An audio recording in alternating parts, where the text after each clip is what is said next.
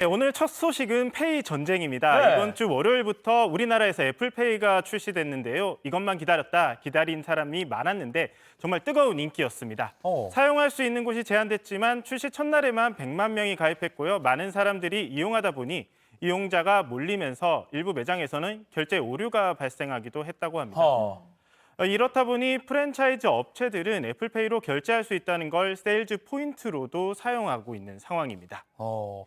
애플페이가 이게 시장에 등장하면서 애플페이 쓰세요? 저 쓰려고요, 이제. 네. 오. 삼성이 긴장을 좀 하겠는데요? 맞아요.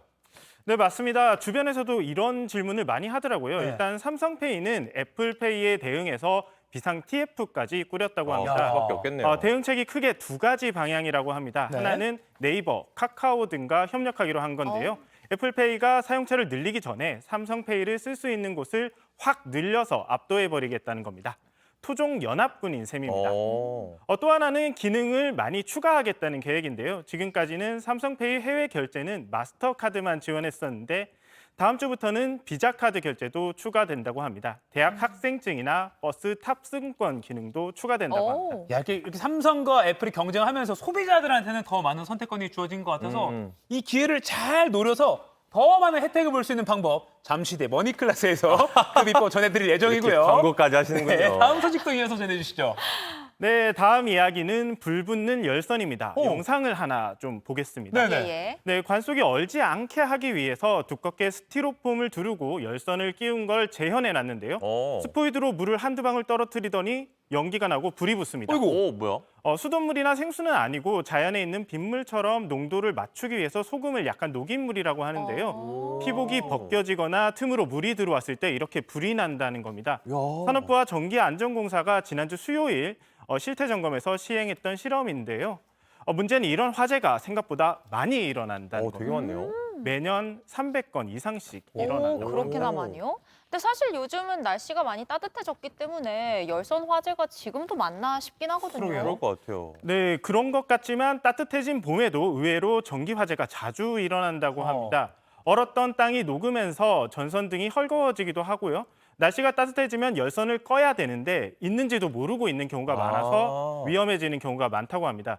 지난해 청주의 한 산부인과에서 불이 나가지고 산모와 신생아들이 대피한 사건이 있었어요. 네네, 맞아요. 기억납니다. 이때도 3월 말이었습니다. 이맘때네요. 그 설치한 동파 방지 열선이 화재 원인이었다고 합니다. 무자격자에 의한 것이었다고 하고요. 열선의 경우엔 이렇게 무자격자가 시공하는 경우가 많다고 하는데요.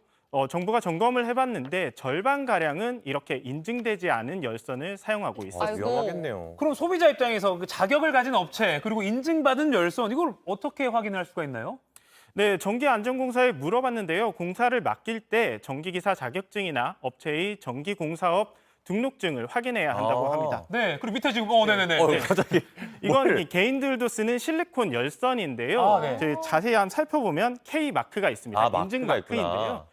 이렇게 열선에 제조사 이름과 CE, K, FM 등의 인증 마크가 있는지를 꼭 확인해야 된다고 꼭 합니다. 가야겠네요. 미인증인 열선은 이런 인증 마크가 없고 제조사도 안 써 있는 경우가 많다고 합니다.